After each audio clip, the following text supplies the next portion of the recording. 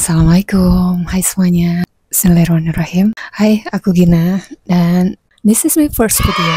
Yaps, di video pertama ini mungkin aku akan nyeritain tentang gimana kita ngerasa sendirian, feeling lost, confused, dan kadang-kadang hopeless. Dan aku yakin kita semua pernah ngerasain itu hari ini, dan mungkin dengan video ini aku mau share pengalaman aku dari seorang Gina kecil yang harus berjuang sampai sekarang dan akhirnya tahu bahwa yang kita butuhin di hidup ini tuh cuma tenang. Dan kenapa aku memutuskan untuk start channel ini? Karena aku percaya kalau pengalaman aku mungkin bisa jadi pengingat buat kita semua, especially buat kalian yang mungkin lagi ada di posisi seperti aku dulu. Channel ini bukan cuma tentang aku, but it's about us, tentang kita yang pernah ngerasa bingung sama hidup, punya masalah sama orang, even keluarga sendiri, masalah finansial, bahkan mungkin masalah relationship. Dan di video pertama ini, kita akan langsung membahas sesuatu yang sangat dekat dengan kehidupan kita semua, yaitu the art of calm living, atau seni hidup tenang dengan berdamai dengan masalah. Aku sering banget nanya ke diri aku sendiri, kenapa ya hidup aku kok kayaknya banyak masalah? Dan ternyata aku baru paham, hidup bahagia itu bukan berarti tanpa masalah, tapi justru ketika kita bisa berdamai dan merangkul masalah itu. Memahami siklus kehidupan. Ayo kita coba lihat ilustrasi ini. Kalian lihat? Yaps, ini yang namanya siklus kehidupan. Siklus kehidupan itu ya masalah, ketemu masalah, dan terus seperti itu. Aku pernah dengar satu quotes dari Kelly, merangkul stres sebagai sahabat kita itu lebih penting dibanding mengurangi stres. Gimana maksudnya? Aku kasih contoh. Ketika kita punya hutang dan udah masuk jatuh tempo tapi belum ada uang, itu pasti bikin kita stres. Batal nikah, putus cinta, itu juga bikin kita stres. Gagal dapetin kampus yang kita mau atau apapun yang kita mau, itu kadang bikin stres juga. Nah, stresnya nggak apa-apa, tapi yang bahaya itu adalah stress belief kita, cara pandang atau keyakinan tentang stres yang bisa bikin dada kita malah nyesek. Stres itu hal yang wajar, nggak bahaya, namanya juga manusia, pasti ada stresnya. Yang bahaya itu adalah sudut pandang kita terhadap stres itu. Gini deh, kamu stres karena nggak lulus di PTN yang kamu mau misalnya. Alih-alih kamu ngomong, udahlah capek gagal terus, mending kamu coba ngomong, alhamdulillah Allah kasih aku kesempatan buat aku belajar lagi. Pengalaman yang ini pasti insya Allah bikin aku lebih siap dan tahu apa yang harus aku benerin lagi. Jadi ketika kita stres dalam menghadapi masalah apapun, ada dua hal yang perlu kita lakukan, yaitu menjadi pelaku, ambil tindakan sebagai solusi. Dan yang kedua, itu menjadi pengamat, belajar dari situasi. Kita kasih rumusnya gini deh. Setiap kita ketemu masalah, langsung tulis pakai rumus. Identify the problem, apa masalah yang sedang aku hadapi. Observe your response, gimana reaksiku terhadap masalah ini.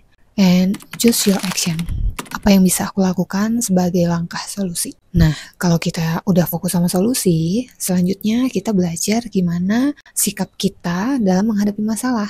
Ada 3 sikap penting dalam menghadapi masalah yang aku pelajari dari program Inner Game-nya Ustadz Sonia Bikin.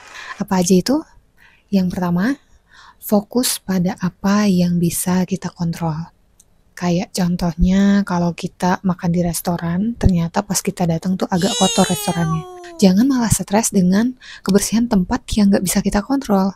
Karena mungkin OB-nya lagi sibuk, atau memang lagi hektik gitu, atau emang lagi crowded restorannya. Nah, terus apa yang bisa kita lakukan? Mending kita fokus sama apa yang bisa kita kontrol. Entah pindah duduk, atau pindah ke tempat lain yang memang lebih bersih. Dan kita boleh kasih saran dengan kritik, tapi pelan-pelan aja, nggak usah sambil misa-misu. Rumus tenangnya adalah dari situasi ini, apa yang ada dalam kendali saya, dan apa yang harus saya lakukan agar saya tetap tenang. Yang kedua itu solution focus. Nah, seperti ini. Lihat diagram ini. Kita itu punya 3 zona. Ada zona pas yang udah terlewat, itu pasti biasanya fokus pada masalah. Lalu present, sekarang, ini posisi kita yang lagi pusing. Future, masa depan, artinya kita fokus sama solusi, biar ke depannya tuh beres. Nah, rahasia hidup tenang itu ya fokus on solution, bukan fokus pada masalahnya. Stop nyalahin terus apa yang memang terjadi di masa lalu. Yang sudah lalu ya sudah. Ini rumus tenangnya. Tanya diri kamu, atas situasi ini apa yang aku inginkan? Apa yang bisa aku ubah? Dan apa yang bisa aku lakukan? Dan yang paling penting istikharah, minta petunjuk sama Allah Subhanahu wa Ta'ala. Oke, kita kasih contoh kasus. Misal kita punya hutang. Apa yang kamu inginkan? Ya nggak mau punya hutang. Apa solusinya? Dan apa yang bisa aku ubah? Oh, gaya hidup. Bisa aja kita ngerasa itu kebutuhan, padahal ternyata keinginan. Kayak misal nyicil beli handphone. Misalnya udah ada handphone, tapi pengen nyicil handphone ke yang lebih bagus, yang seri terbaru misalnya. Apa yang bisa aku lakukan? Ya, sebisa mungkin jangan nyicil. Nabung dulu sampai kebeli cash, biar kita nggak punya hutang. Pakai dulu aja uang yang ada untuk sementara sambil kita cari uang lebih. Nah, selanjutnya yang ketiga, itu nikmatin prosesnya. This is my favorite part. Dan kita semua harus ingat bahwa hasil itu di luar kendali kita. Tugas kita itu ya ikhtiar sebaik mungkin. Dan coba berprinsip, jangan sukses dulu baru bahagia. Tapi tenang dulu, baru bahagia, habis itu sukses. Banyak uang, iya bahagia. Tapi kadang belum tentu tenang. Kalian pernah nggak lihat orang yang banyak uang, dan memang banyak uang, tapi kerjanya tuh marah-marah terus. Dan malah bisa jadi banyak orang yang seperti itu tuh justru doanya tuh minta ketenangan. Artinya apa? Sukses itu belum tentu menenangkan. Karena ya kebahagiaan sejati itu ternyata kita dapatkan dari tenang. Makanya tenang dulu, baru insya Allah kita mendapatkan kesuksesan.